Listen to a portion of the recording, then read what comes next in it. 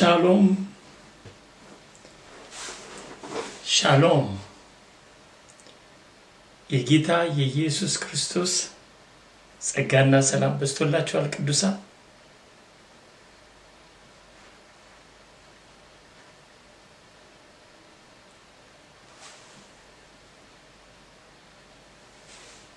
ሃሌሉያ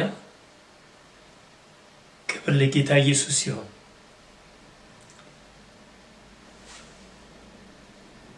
ኢየሱስ ጌታ ነው። ሃሌሉያ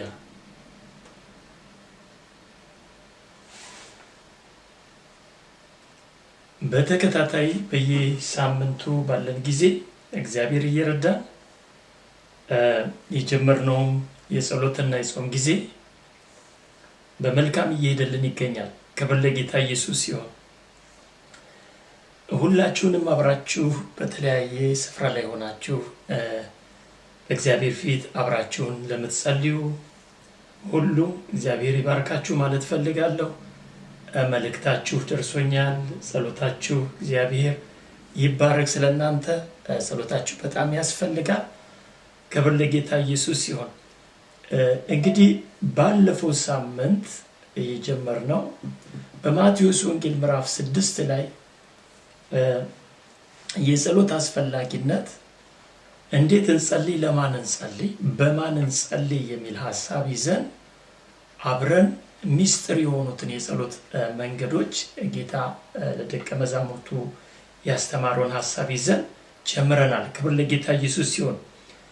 ዛሬ በዛው ሐሳብ በመቀጠል በዮሐንስ ወንጌል ምዕራፍ 14 ቁጥር 12 ጀምሮ ያለ ሐሳብ በዮሐንስ ወንጌል ውስጥ ጌታ ያስተማር እኔና እናንተ የጌታ ደቀ መዝሙር ስለሆነ ጌታ ባስተማረን መንገድ በነገረን በቃል ውስጥ ብቻ ነው ጌታን የምናገኘው ብለናል። በዛ ፊቱን እንፈልጋለን። የጌታ ቃል እንደሚለንም ደግሞ ይሆናል። ክብር ለጌታ ኢየሱስ ይሁን። እንዲህ ይላል፣ አነበዋለሁ። እውነት እውነት እላችኋለሁ በእኔ የሚያምን እኔ የማደርገውን ሥራ እርሱ ደግሞ ያደርጋል፣ ከዚህም የሚበልጥ ያደርጋል። እኔ ወደ አብ እሄዳለሁና አብም ስለ ወልድ እንዲከብር በስሜ የምትለምኑትን ሁሉ አደርገዋለሁ። ማናቸውንም ነገር በስሜ ብትለምኑ እኔ አደርገዋለሁ። ይህ ቃል ወገኖቼ ኖርማል ቃል አይደለም። በቃ ለክርስቲያን ለአማኝ ጌታ ለሚያምነው ሰው የሰጠው የከበረ ተስፋ ነው። እኔና እናንተ በጌታ በኢየሱስ ስም የምንጸልየው ጸሎት ጌታ የሚሰማና የሚመልስ እንደሆነ ይህ ብቻ አይደለም፣ እግዚአብሔር ደግሞ የኢየሱስ ስም እንዲከብርበት በጥያቄያችን ውስጥ በጸሎታችን ውስጥ ይህ ቃል ዋስትና ለኔና ለናንተ ሰጥቶናል። ይህን ቃል እንዴት በሐዋርያቶቹ ሕይወት ውስጥ ይፈጸም እንደነበረ እናይና ሶስት ሐሳቦችን በዚህ ሐሳብ ውስጥ አብረን እንመለከታለን ማለት ነው። እስቲ ሐዋርያ ሥራ ምዕራፍ 4 ከ12 ጀምሮ ሄደን እንመልከት። እስቲ ሐዋርያ ሥራ ምዕራፍ 4 ከ12 ጀምሮ አለፍ አለፍ እያልኩኝ ላሳያችሁ። እንዲህ ይላል። እንግዲህ ታሪኩን ታውቁታላችሁ። ምዕራፍ 4 ሐዋርያቶቹ ወንጌልን እየሰበኩ ታስረው እንደገና በችሎት እየጠየቋቸው እያለ ባለበት ቦታ ነው። መዳንም በሌላ በማንም የለም ይላል። ተመልከቱ 12 እንድንበት ዘንድ የሚገባን ለሰዎች የተሰጠ ስም ከሰማይ በታች ሌላ የለምና። ይችን ሐሳብ ትንሽዬ ልግለጣትና ልሂድ። በሌላ አባባል ለሰው ለኔና ለናንተ እኔና እናንተ ልንጠራው የተገባ ይህ ብቻ አይደለም፣ መዳን ነው የሚለው። መዳን የሚለውን በግሪክ ቃል ትርጉም ማብራሪያ ውስጥ ብንመለከተው መንፈሳዊ ዓለም ላይ ያለ መዳንና በሚታየውም ደግሞ ይሄ ፊዚካል ወርልድ ላይ መዳንን ያመለክታል። በሁለቱም ዓለማት ላይ ያለ ቪክቶሪየስ ላይፍ ነው። በጣም ድል አድራጊ ህይወት ነው። ክብር ለጌታ ኢየሱስ ይሁን። አሁን ለሰዎች ምን ያለ ነው የተሰጠ ነው። ለኔና ለናንተ የተሰጠን ስም ይህ ስም ነው። ላሳያችሁ ቀጥሎ። ክብር ለጌታ ኢየሱስ ይሁን።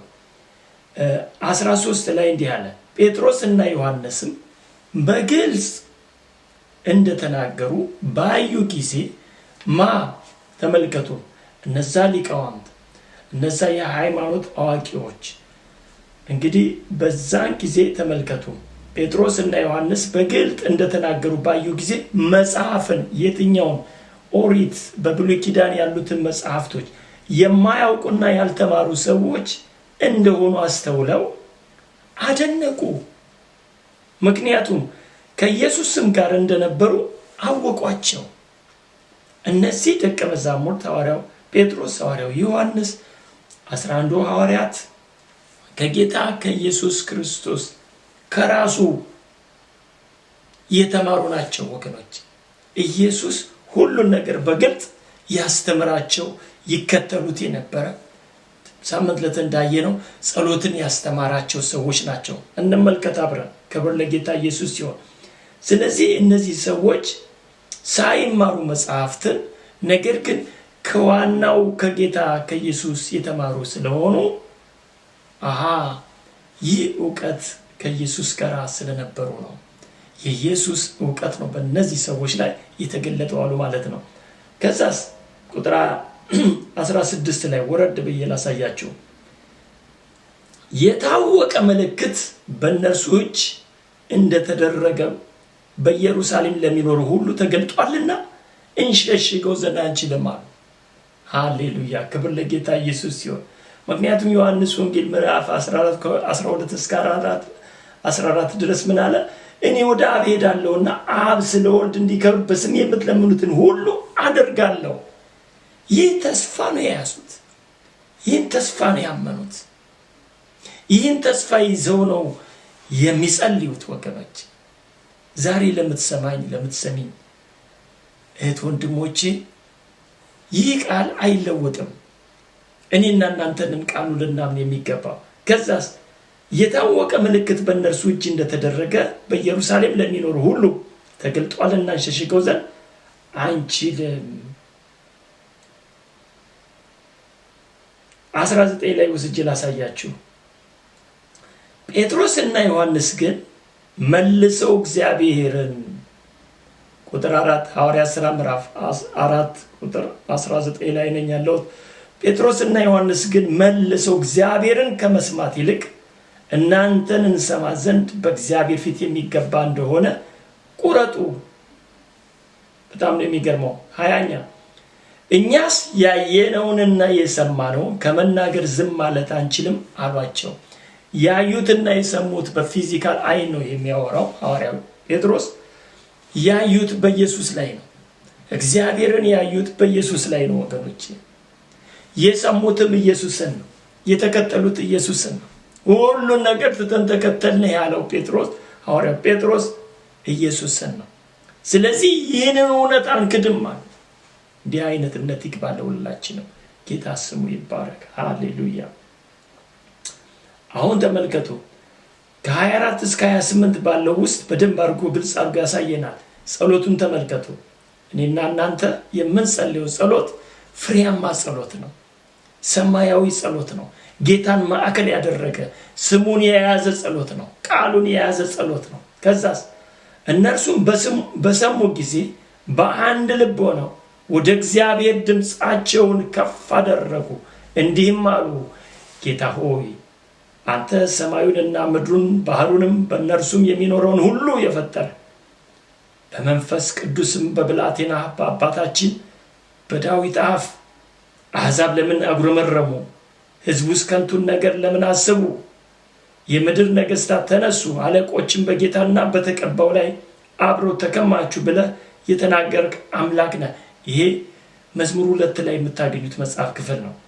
ከዛስ በቀባው በቅዱስ ብላቴና በኢየሱስ ላይ ሄሮድስ እና ጴንጤናዊው ጲላጦስ ከአሕዛብና ከእስራኤል ሕዝብ ጋር እጅህና ሐሳብህ እንዲሆን አስቀድመው የወሰኑትን ሁሉ ሊፈጽሙ በዚህ ከተማ በእውነት ተሰበሰቡ።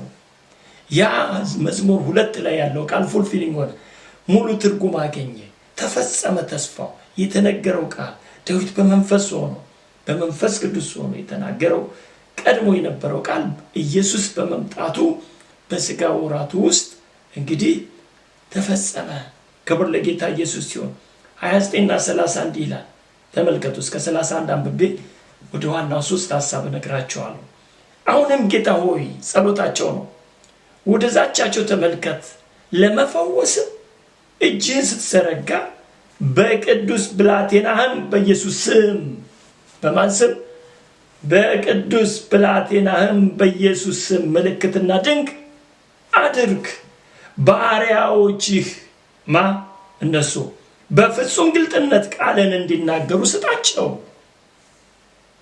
ኢየሱስ ለዘላለም ጌታ ነው። ግልጽ ነው ክርስትና። ወንጌል እውነት ነው ወገኖች። በወንጌል እውነት ውስጥ መራመድ ስትጀምሩ ሁሉ ይቀላል።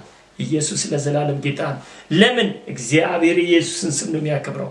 እግዚአብሔር ቃሉን ነው የሚያከብረው። ወንድሜ እህቴ፣ ሃሌሉያ። ተመልከቱ። ከጸለዩም በኋላ ጸሎታቸው ተመልከት። ከጸለዩም በኋላ ተሰብስበው የነበሩበት ስፍራ ተናወጠ፣ በሁሉም መንፈስ ቅዱስ ሞላባቸው፣ የእግዚአብሔርንም ቃል በግልጥ ተናገሩ። ቃሉ በኃይል በሕይወታቸው ይሰራ ጀመር። ወደ መጀመሪያው ሐሳብ ስመጣ 3 ነገሮችን ዛሬ አሳይቻችሁ በዚህ ላቆም ነው። ሃሌሉያ። እኔ ወደ አብ እሄዳለሁ። ዮሐንስ ወንጌል ምዕራፍ 14:12 ላይ እንዲህ ያለው ተመልከቱ። እኔ ወደ አብ እሄዳለሁ እና በስሜ የምትለምኑት 3 ነገር ነው። ኢየሱስ ወደ አብ የሚሄዱ ምስጢር፣ ወደ አብ የሚሄዱ ጉዳይ መንፈስ ቅዱስ ከኔና ከናንተ ጋር ይህን ኃይል እንዲሰራ ያደርገዋል።